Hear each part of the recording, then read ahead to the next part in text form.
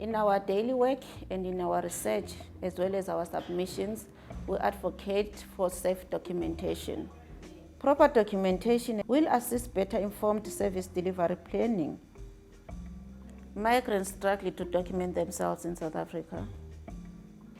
The Immigration Act requires specific documentation. Many migrants cannot fulfill these requirements. The closure of refugee reception offices and barriers within asylum system mean many asylum seekers simply cannot document themselves.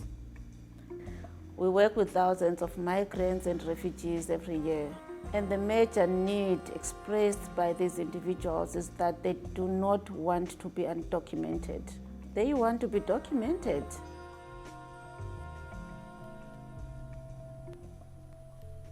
There's wide consensus that South Africa's asylum system is struggling. The numbers of asylum applications in South Africa are very small compared to numbers that we see in other asylum seeker receiving countries, for example, Uganda and Kenya.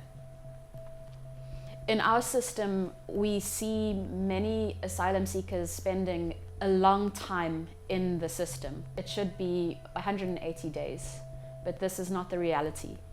Some of the difficulties or barriers that we see in the system are difficulties in terms of resources, numbers, capacity, and corruption, and these all contribute to essentially the long waiting period that asylum seekers experience in South Africa's asylum system. An efficient and correctly functioning asylum system would not only protect those who are in need of protection, but it would also ensure that those who should not be in the system are provided with swift refusals. An overhaul of the asylum system, as envisaged in the white paper, is not the solution and would not be required if the system were implemented and functioning properly.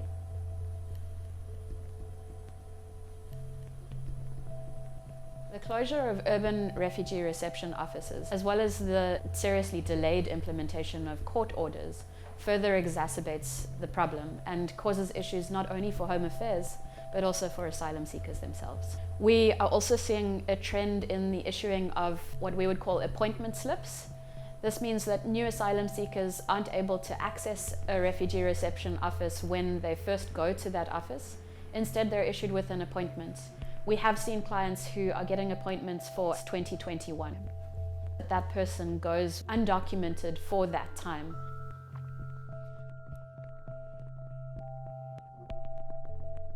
Once an asylum application is lodged, they then have to be interviewed by a refugee status determination officer.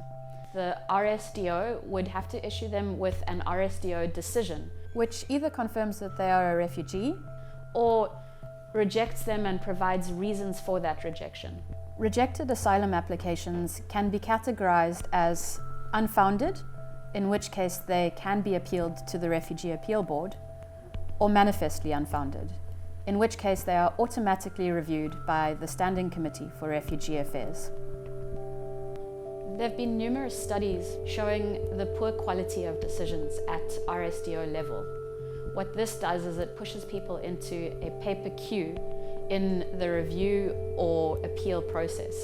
For example, Home Affairs statistics for 2017 show that a reported number of 27,980 asylum applications were lodged.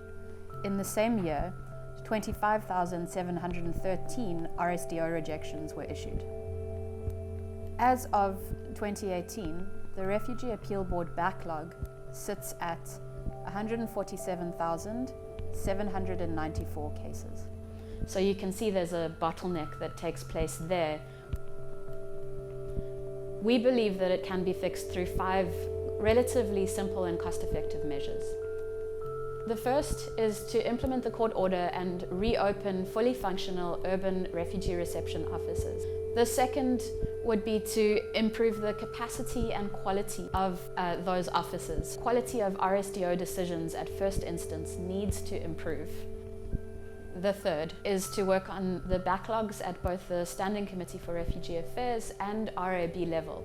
We firmly believe that one of the ways that this issue could be assisted with is by looking at options for group decisions. For example, for people coming from the Eastern DRC or Somalia. The fourth is to find ways to reduce the amount of time that is used in terms of staff hours at refugee reception offices. For example, at the moment, many staff hours are taken up renewing asylum seeker permits monthly. We suggest issuing asylum seeker permits for at least 6 months, but preferably 12 months. The fifth solution is to implement something that is set out quite strongly in the white paper. That's a complementary visa regime.